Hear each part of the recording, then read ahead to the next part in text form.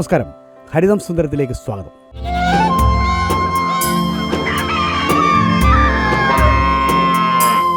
കൊല്ലത്തിൻ്റെ കിഴക്കൻ മലയോര മേഖലയായ പട്ടാഴിയിലാണ് ഇന്ന് ഹരിതം സുന്ദരം. പട്ടാഴിയെ പാലാഴിയാക്കുന്ന ഒരു ഗോശാല ഇവിടെയുണ്ട്. അമ്പാടി ഗോശാല. ജ്യേഷ്ഠനും അനുജനുമായ ശ്യാമും പ്രദീപുമാണ് അത് നടത്തുന്നത്. ഭാരതത്തിൻ്റെ നാട്ടുനന്മകളാണ് ഇവിടെയുള്ളത്. പാലാഴി എന്നാൽ പാൽച്ചുരത്ത് മാത്രമല്ല, നന്മകളുടെ ചുരത്താണ് ഇവിടെ സംഭവിക്കുന്നത്. ഭാരത നന്മകളുള്ള നാട്ടുഗോക്കളെ സംരക്ഷിച്ചു നിർത്തുന്ന ഒരു ഗോകുലം. അവിടെ പാൽ മുതൽ ഭസ്മം വരെ നിരവധി ഉൽപ്പന്നങ്ങൾ കാണാം. പട്ടാഴിയിലെ അമ്പാടി ഗോശാലയിലെ വിശേഷം.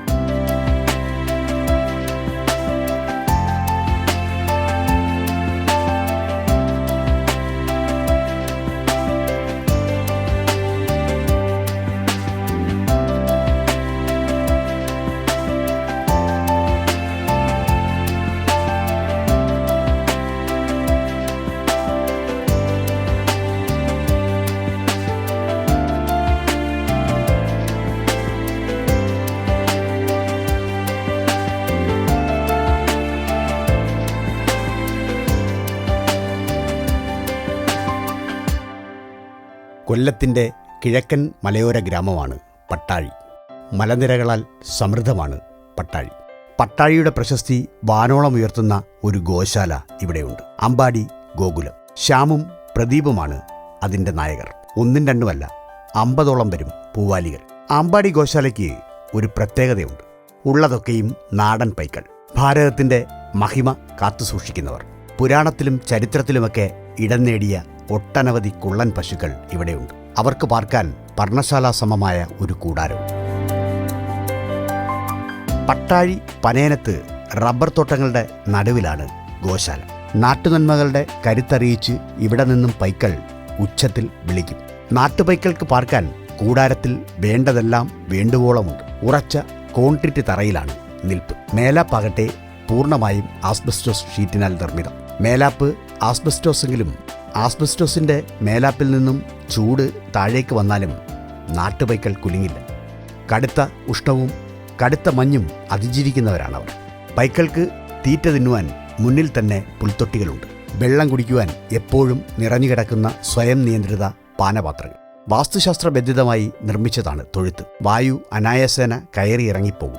GI പൈപ്പുകളാൽ ഉയർന്നു നിൽക്കുന്ന മേലാപ്പിനടിയിലൂടെ വെളിച്ചം എപ്പോഴും ഒഴുകിയെത്തും.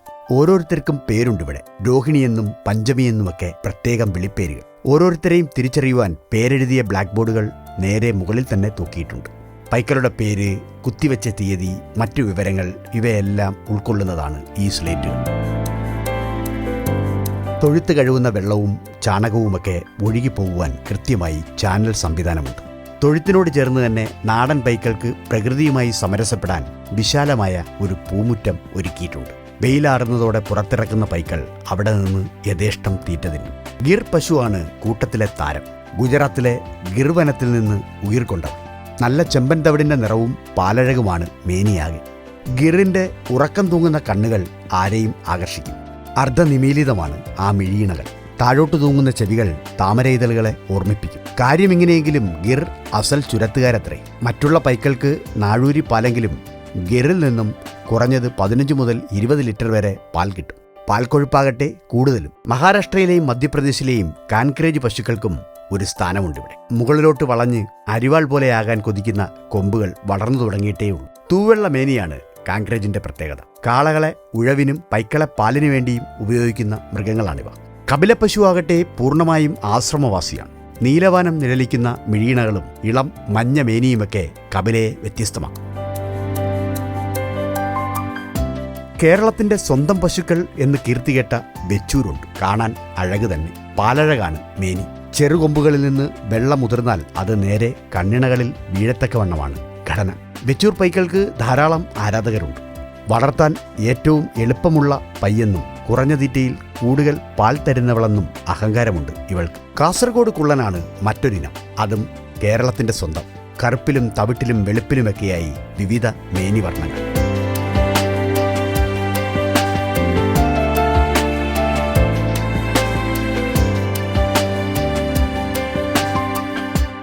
അമ്പാടി ഗോശാലയുടെ അമരക്കാരൻ ശ്യാം നമ്മോടൊപ്പം ഉണ്ട്. അദ്ദേഹം ചില വിശേഷങ്ങൾ ഹരിതസുന്ദരവുമായി പങ്കുവയ്ക്കുന്നു. നമസ്കാരം ശ്യാം. നമസ്കാരം. ശ്യാമ, ഇപ്പം ഒരു ചെറുപ്പക്കാരൻ ഇതുപോലെ ആരെങ്കിലും കേട്ടാൽ അധിക ലാഭം കിട്ടുന്ന ഒരു ബിസിനസ്സിലേക്കല്ല ഇറങ്ങിത്തിരിച്ചിരിക്കുന്നത്. തീർച്ചയായും. അപ്പോൾ ഇതിൽ ചില നന്മകൾ ഒളിഞ്ഞിരിപ്പുണ്ട്. തീർച്ചയായിട്ടും. അപ്പോൾ ഇതിലേക്ക് വരാനായി ശ്യാമിനെ നയിച്ച ഘടകങ്ങൾ എന്തൊക്കെ? ഇത് കേവലം ഒരു സാമ്പത്തിക നേട്ടം മാത്രം ലക്ഷ്യമാക്കിക്കൊണ്ടുള്ളൊരു പ്രസ്ഥാനമല്ല ഇവിടെ. പ്രകൃതിയുമായിട്ട് ഇണങ്ങി നമുക്കൊരു സംസ്കാരം ഉണ്ടായിരുന്നു, ഒരു സംസ്കൃതി ഉണ്ടായിരുന്നു. ആ സംസ്കൃതി നമ്മൾ വളരെ കാര്യങ്ങളിൽ, അന്നം ആണെങ്കിലും വിദ്യ ആണെങ്കിലും ആഹാര രീതിയാണെങ്കിലും അതിലൊക്കെ നമുക്ക് കുറേ പോരായ്മകൾ എത്തിയിട്ടുണ്ട്. അതിനെ ഒന്ന് തിരിച്ചു കൊണ്ടുവരാനുള്ള ഒരു ചെറിയ ശ്രമമാണിത്. ഈ ശ്രമത്തെ ആരെങ്കിലുമൊക്കെ അംഗീകരിക്കുന്നുണ്ടോ? തീർച്ചയായിട്ടും ലോകം മുഴുവൻ അംഗീകരിക്കും, സമയം വരും. അല്ല, ഇപ്പോൾ ഇവിടെ കാണാൻ വരുന്ന ആളുകൾ അവരുടെ ഒരു പ്രതികരണം എന്താ? തീർച്ചയായിട്ടും എല്ലാവരും വരുമ്പോൾ ഗേറ്റ് കിടക്കുന്നിടം വരെ വളരെ വല്ലാത്തൊരു ചാണകം, മൂത്രം, അല്ലെന്നുണ്ടെങ്കിൽ നാടൻ പശു എന്നൊക്കെയുള്ള പക്ഷേ തിരിച്ചു പോകുമ്പോൾ അവരുടെയൊക്കെ മുഖത്ത് നല്ല ചിരിയും, സാറിൻ്റെ മുഖത്ത് കണ്ടതുപോലെ നല്ല ചിരിയും വളരെ ആത്മവിശ്വാസം അവരിൽ കാണുന്നുണ്ട്. ഇപ്പോൾ ഇത്തരം പശുക്കളെയൊക്കെ നാട്ടിൻ്റെ പല ഭാഗത്തു നിന്നും, പ്രത്യേകിച്ചും ഭാരതത്തിൻ്റെ പല ഭാഗത്തു നിന്നും കൊണ്ടുവരാൻ, ഇവിടെ എത്തിക്കാൻ വേണ്ടി വലിയൊരു ശ്രമം നടത്തിയിട്ടുണ്ട്. എന്തൊക്കെയായിരുന്നു അതൊന്ന് വിശദീകരിക്കാം? തീർച്ചയായിട്ടും. ഞാൻ കഴിഞ്ഞ 15 വർഷത്തിലധികമായിട്ട് വിദേശ രാജ്യങ്ങളിൽ ജോലി ചെയ്യായിരുന്നു. അപ്പോൾ അവിടെ നിൽക്കുമ്പോൾ ജോലി സമയം കഴിഞ്ഞുള്ള മുഴുവൻ സമയവും നാട്ടിലെ കൃഷിയും നാട്ടിലെ ഒരു ഗോശാലയും അതിനോടനുബന്ധിച്ചുള്ള സമ്മിശ്ര കൃഷിയും എന്നുള്ളൊരു സ്വപ്നം കുറേ കാലമായിട്ട് മനസ്സിൽ വയ്ക്കുകയും അതിൻ്റെ അടിസ്ഥാന പ്രവർത്തനങ്ങളൊക്കെ ഞാൻ അവിടെ നിന്ന് തുടങ്ങിയിരുന്നു. ഏതൊക്കെ ബ്രീഡുകളാണുള്ളത്, ഏകദേശം 39 ബ്രീഡ് ആൾറെഡി ഇപ്പം നിലവിലുണ്ട്. അതിൽ 32ഓളം ബ്രീഡിനെ ഞാൻ നേരിട്ട് എൻ്റെ കണ്ണുകൊണ്ട് കണ്ടിട്ടുണ്ട്. അപ്പോൾ ഓരോ സ്ഥലത്തും യാത്ര ചെയ്യുകയും അവൻ്റെ ബ്രീഡുകളെപ്പറ്റി അറിയുകയും അതിൻ്റെ ഗുണങ്ങളെപ്പറ്റിയും ദോഷങ്ങളെപ്പറ്റിയും അറിഞ്ഞ് നമുക്ക് പറ്റിയ മുന്തിയ തരം ബ്രീഡുകളാണ് ഇവിടെ എത്തിച്ചിട്ടുള്ളത്. ഇതിൽ ഇപ്പോൾ വിവിധ ഒരു ഏതാണ്ട് 2 ഡസനോളം തരുന്ന വിവിധ ഇനങ്ങളുണ്ട്. അതിലേക്ക് ശ്യാമിന് ഏറ്റവും മനസ്സുകൊണ്ട് ഇഷ്ടപ്പെട്ട ഗീറാണ്. എന്താ അതിൻ്റെ കാരണം? അത് സൗമ്യ സ്വഭാവം, അതിൻ്റെ സൗമ്യ സ്വഭാവം തന്നെയാണ് ഏറ്റവും വലിയ ഇത്. പിന്നെ ഹെവി ബ്രീഡാണ്. പിന്നെ പാലുൽപാദനത്തിലും ഇന്ത്യയിൽ ഇപ്പോൾ നിലവിലുള്ളതിൽ ഏറ്റവും കൂടുതൽ പാല് തരുന്ന ഇനമാണ് ഗീർ എന്ന ഇനം. ഗുജറാത്തിലെ ഗീർ വനത്തിൽ ഉത്ഭവിച്ച ഗീറിന് എത്രത്തോളം പാൽ? ഞാൻ നേരിട്ട് കണ്ടത് 30 ലിറ്റർ പാൽ തരുന്ന ഗീർ പശുക്കളെ ഗുജറാത്തിൽ പോയി കണ്ടിട്ടുണ്ട്. പക്ഷേ നാട്ടിലെ കാലാവസ്ഥ, ആവാസവസ്ഥിതി വ്യത്യാസം വരുന്നത് കാരണം അത് 5 മുതൽ 12 ലിറ്റർ വരെ കേരളത്തിൽ കിട്ടുന്നുണ്ട്. ഇപ്പോൾ ഈ കൊണ്ടുവന്ന കൂട്ടത്തിൽ ഒരു വികൃതി, അതായത് ഇതിനെ കൊണ്ടുവരേണ്ടിയിരുന്നില്ല എന്ന് തോന്നിയിട്ടുള്ള പശുക്കളുണ്ട്?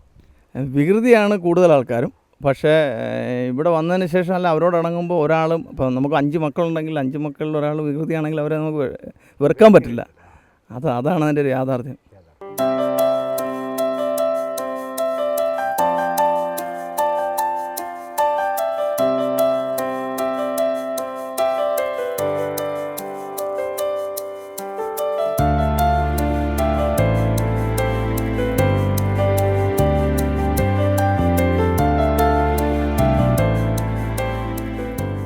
പൈക്കളുടെ സ്വപ്നസദൃശ്യമായ ഈ ഭൂമികയിൽ ശ്യാമിന് ചില ലക്ഷ്യങ്ങളുണ്ട്. ചുരത്തുന്ന പാൽ മുഴുവൻ വിറ്റ് ലാഭമെടുക്കുക എന്ന പ്രക്രിയയല്ല, കുറച്ച് നാട്ടുനന്മകളുടെ കാവൽക്കാരനായിരിക്കാൻ ഭാഗ്യം ചെയ്യുക. നാട്ടുപൈക്കളുടെ മൂത്രത്തിൽ നിന്നും ചാണകത്തിൽ നിന്നുമൊക്കെ വിവിധ ഉൽപ്പന്നങ്ങൾ ശ്യാം നിർമ്മിക്കുന്നു. അതിൽ പ്രധാനപ്പെട്ടതാണ് ഭസ്മം. നാട്ടുപൈക്കളുടെ വളം അമൂല്യമാണ്. 1 ഗ്രാം വളത്തിൽ തന്നെ കോടിക്കണക്കിന് സൂക്ഷ്മാണുക്കളുണ്ട്. ചാണകം പ്രത്യേക രീതിയിൽ പരുവപ്പെടുത്തി ചാണക വറളി ഉണ്ടാക്കുകയാണ് ആദ്യപടി. അത് വെയിലത്ത് വെച്ച് നന്നായി ഉണക്കും.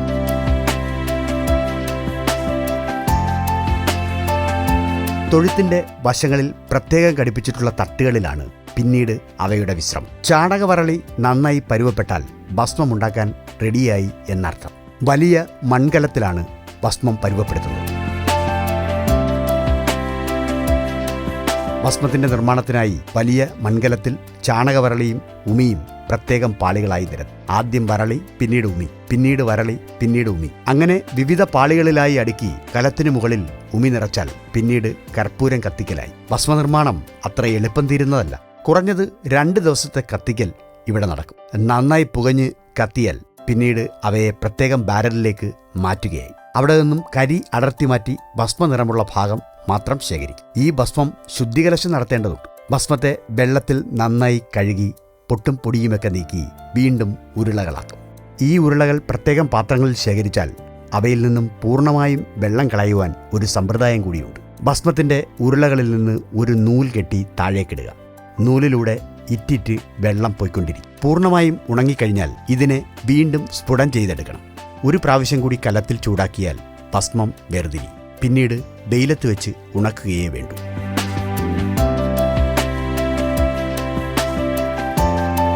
മറ്റൊരു ഉൽപ്പന്നമുള്ളത് ജൈവ അണുനാശിനിയാണ്. തറയിൽ ഉപയോഗിക്കാൻ കഴിയുന്ന രീതിയിൽ ജൈവ അണുനാശിനി ഉണ്ടാക്കുന്നതിലും മിടുക്കുണ്ട്. പ്രകൃതിദത്ത പൈൻ ഓയിൽ, യൂക്കാലിപ്റ്റസ് ഓയിൽ, തുളസിയുടെ ചാറ്, അരിച്ചെടുത്ത് പ്രത്യേകം ബാഷ്പീകരിച്ച ഗോമൂത്രം, വെള്ളം ഇവയൊക്കെ ചേർത്താണ് ഈ ലായനി ഉണ്ടാക്കുന്നത്. ജൈവ അണുനാശിനി പോലെ തന്നെ പ്രാധാന്യമുള്ള മറ്റൊരു വളം കൂടി ഇവിടെ നിർമ്മിക്കുന്നുണ്ട്: ഘന ജീവാമൃതം. നാടൻ പൈക്കളുടെ ചാണകവും ശർക്കരയും പയറുപൊടിയും കൃഷിയിടത്തെ രാസവളം ചേർക്കാത്ത ഒരു പിടി മണ്ണുമാണ് ഇതിൻ്റെ മിശ്രിതം. ഇത് വായു കടക്കാതെ നന്നായി അടയ്ക്കും. ദിനവും 3 പ്രാവശ്യം ഘടികാര ദിശയിൽ ഇളക്കി കൊടുക്കണം. ഒരാഴ്ചയ്ക്കുള്ളിൽ ജൈവ ഘനാമൃതം റെഡി. 15 ഇരട്ടി നേർപ്പിച്ച് ഇലകളിൽ തളിക്കാം, 10 ഇരട്ടി നേർപ്പിച്ച് വളവുമാക്കാം. പാലും ഭസ്മവും അണുനാശിനിയും വളവുമൊക്കെ നൽകുന്ന പൈക്കൾക്ക് പ്രത്യേകം തീറ്റ തന്നെ വേണം. അക്കാര്യത്തിൽ പ്രദീപിന് പ്രത്യേക ശ്രദ്ധയുണ്ട്. നല്ല അരിത്തവിടാണ് തീറ്റയിലെ പ്രധാന പങ്ക്. ചോളമാവ്, ശർക്കര, എള്ള് ഇവയെല്ലാം തീറ്റയിലെ മിശ്രിതമാവും. ഓരോ പൈക്കൾക്കും ആവശ്യാനുസരണം പ്രത്യേകം തീറ്റയുണ്ടാക്കും. അരിത്തവിടും ചോളമാവും ശർക്കരയും എള്ളും ഒക്കെ പ്രത്യേക അനുപാതത്തിൽ വെള്ളത്തിൽ കുഴച്ച് സ്വാദിഷ്ടമായ തീറ്റയുണ്ടാക്കി ഓരോരുത്തർക്കും നൽകുകയാണ് രീതി.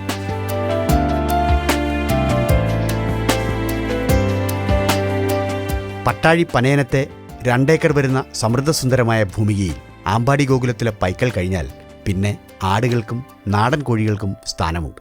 മലബാറി ആടുകൾ 1 ഡസനോളമുണ്ട്. അവയ്ക്കായി പ്രത്യേക കൂടാരം.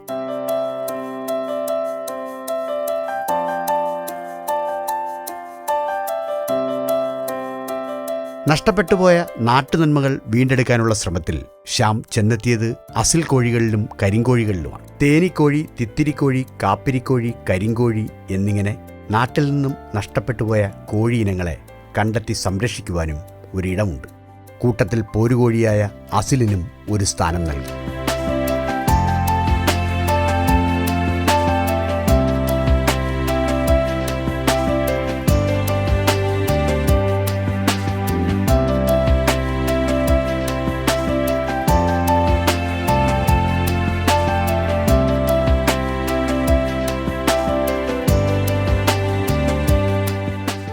പൈക്കൾ നാടനെങ്കിലും അവയ്ക്ക് പൂർണ്ണമായ സുരക്ഷയൊരുക്കുന്നതിൽ ശ്യാമും പ്രദീപും വിജയിച്ചിട്ടുണ്ട്.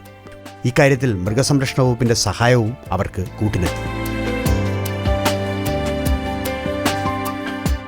അമ്പാടി ഗോശാലയ്ക്കായി എല്ലാവിധ സാങ്കേതിക സജ്ജീകരണങ്ങളും ഒരുക്കുന്ന സംസ്ഥാന മൃഗസംരക്ഷണ വകുപ്പിലെ വെറ്ററിനറി സർജൻ ഡോക്ടർ ശ്യാം നമ്മോടൊപ്പം ഉണ്ട്. അദ്ദേഹവുമായി ചില വിശേഷങ്ങൾ പങ്കിടാം. നമസ്കാരം ശ്യാം. നമസ്കാരം. ഇപ്പോൾ ഏതാണ്ട് 50ഓളം പശുക്കളോട് അടുത്തെത്താറായി.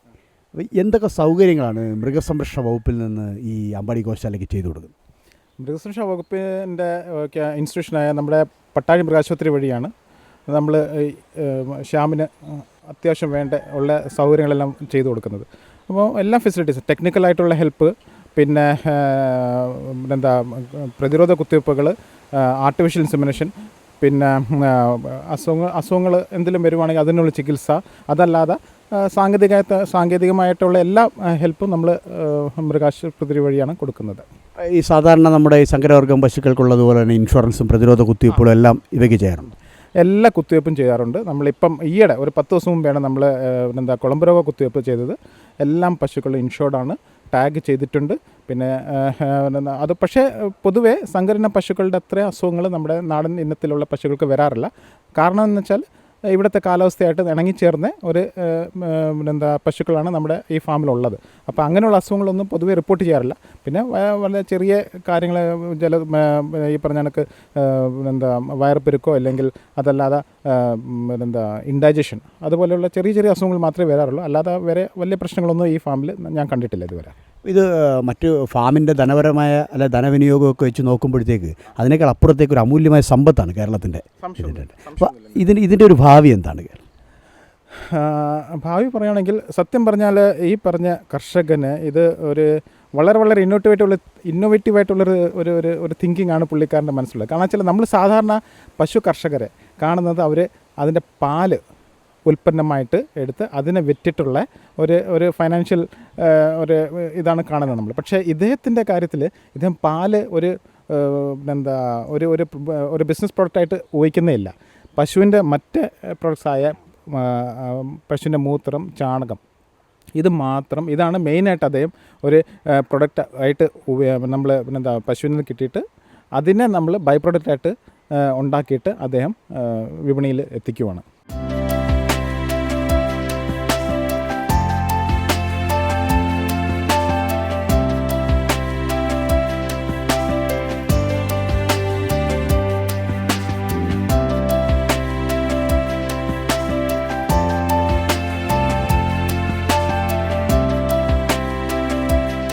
ലാഭനഷ്ടങ്ങളുടെ ക്രയവിക്രയങ്ങളല്ല ആമ്പാടി ഗോകുലത്തിൽ പ്രധാനം.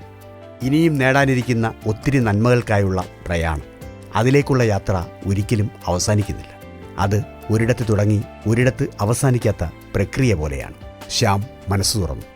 നാടൻ പശുവിൻ്റെ ചാണകത്തിൽ നിന്ന് ഭസ്മം ഉണ്ടാക്കുന്നു, അതോടൊപ്പം തന്നെ അണുനാശിനി ലായനി ഉണ്ടാക്കുന്നു, മറ്റു പല ഉൽപ്പന്നങ്ങളുണ്ടാക്കുന്നു. അപ്പോൾ ഇതൊക്കെ പ്രദീപ് പഠിച്ച് ശ്യാമും പ്രദീപും കൂടെ ചേർന്നാണ് ഇത് ചെയ്യുന്നത്. അപ്പോൾ ഇത് നിങ്ങൾ പഠിച്ചത് എവിടെ നിന്നാണ്?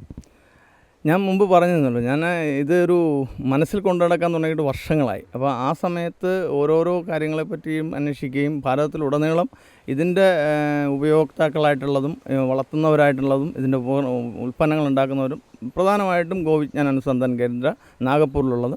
അപ്പോൾ അവരുമായിട്ടൊക്കെ അടുത്തിടപഴകുകയും അവരുടെ വളരെ ഒരു ടെക്നിക്കൽ സപ്പോർട്ടും ട്രെയിനിങ്ങും കാരണമാണ് എനിക്ക് ഉൽപ്പന്നങ്ങൾ ഉണ്ടാക്കാൻ കഴിയും. ഇപ്പം ഞാൻ ജസ്റ്റ് തുടങ്ങിയിട്ടേ ഉള്ളൂ. ഏകദേശം 1 ഡസനോളം പ്രൊഡക്റ്റ് നമ്മൾ ഉണ്ടാക്കുന്നുണ്ട്. എൻ്റെ ലക്ഷ്യം എന്ന് പറഞ്ഞാൽ മിനിമം ഒരു 100 പ്രൊഡക്റ്റ് പശുവിൻ്റെ ചാണകത്തിൽ നിന്നും മൂത്രത്തിൽ നിന്നും ഉൽപ്പാദിപ്പിക്കുക. അതോടൊപ്പം തന്നെ പഞ്ചഗവ്യം, പാല്, തൈര്, നെയ്യ്, ചാണകം, മൂത്രം ഇവയെ ചേർത്ത് ഒരു 100 ഉൽപ്പന്നങ്ങൾ മിനിമം. അതേപോലെ ഒരു 100 പശുവിൻ്റെ ഒരു ഗോശാല. ഇതാണ് എൻ്റെ ഒരു സങ്കല്പം. അതുവഴി ഞാൻ ആഗ്രഹിക്കുന്നത് നമ്മുടെ ഓരോ ആൾക്കാരും, നമ്മുടെ കേരളത്തിൻ്റെ ഓരോ ഭവനങ്ങളിലും ഒരു നാടൻ പശുവെങ്കിലും ഉണ്ടാവുകയും ഈ നാടൻ പശുവിനെ ഉപയോഗിച്ചുകൊണ്ട് കേവലം പാലിൽ നിന്ന് പണം എന്നുള്ളൊരു കാഴ്ചപ്പാടിൽ നിന്ന് മാറി ഇത് നമ്മുടെ സാമൂഹിക, സാമ്പത്തിക, ആരോഗ്യരംഗത്ത് എത്രമാത്രം ഗുണപ്പെടുത്താം എന്നുള്ളൊരു കാഴ്ചപ്പാടോടെ കൊടുക്കുകയാണ് ലക്ഷ്യം. തീർച്ചയായിട്ടും പാലും പണവും അല്ലാത്ത ഒത്തിരി നന്മകളുടെ ചുരത്ത് സമ്പാദിക്കാൻ താങ്കൾ കഴിയട്ടെ. നന്മ നിറഞ്ഞ ഒരു പറ്റം കോക്കൾ, പാലും വളവും ഭസ്മവുമൊക്കെയായി നന്മ നിറഞ്ഞ ഒത്തിരി ഉൽപ്പന്നങ്ങൾ. നന്മയ്ക്ക് ഇവിടെ ഒരു വഴിയല്ല, 100 വഴിയുണ്ട് എന്ന് തെളിയിച്ചിരിക്കുകയാണ് ശ്യാമും പ്രദീപും. നന്മകളുടെ ഈ പാലാഴി അനർഗളം ഒഴുകട്ടെ. എല്ലാ ഭാവുകങ്ങളും.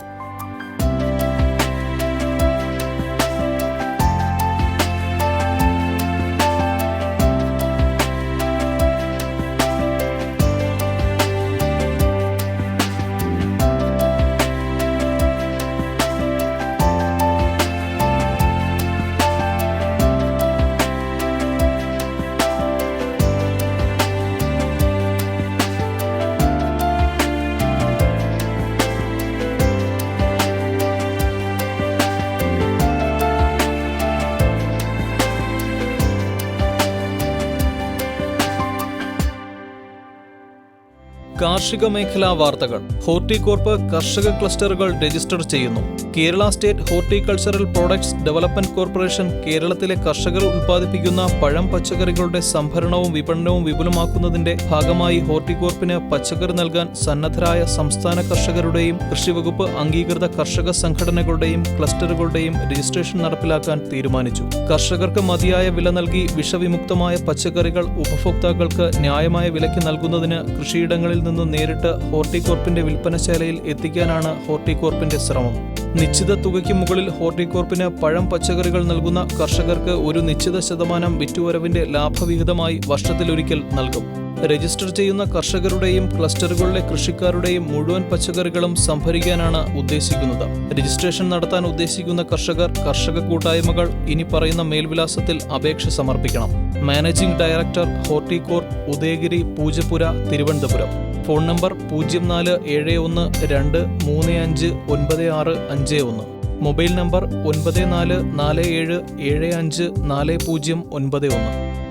അപേക്ഷ ക്ഷണിച്ചു. ക്ഷീരവികസന വകുപ്പിന്റെ 2016-2017 വർഷത്തെ തീറ്റപ്പുൽ കൃഷി വികസന പദ്ധതി, മിൽക്ക്ഷേഡ് ഡെവലപ്മെന്റ് പദ്ധതി തുടങ്ങിയ വിവിധ പദ്ധതികൾ നടപ്പിലാക്കുന്നതിന് അപേക്ഷ ക്ഷണിച്ചുകൊള്ളുന്നു. താൽപ്പര്യമുള്ള കർഷകർ മരങ്ങാട്ടുപിള്ളിയിലുള്ള ഉഴവൂർ ക്ഷീരവികസന ഓഫീസുമായി ബന്ധപ്പെടേണ്ടതാണ്.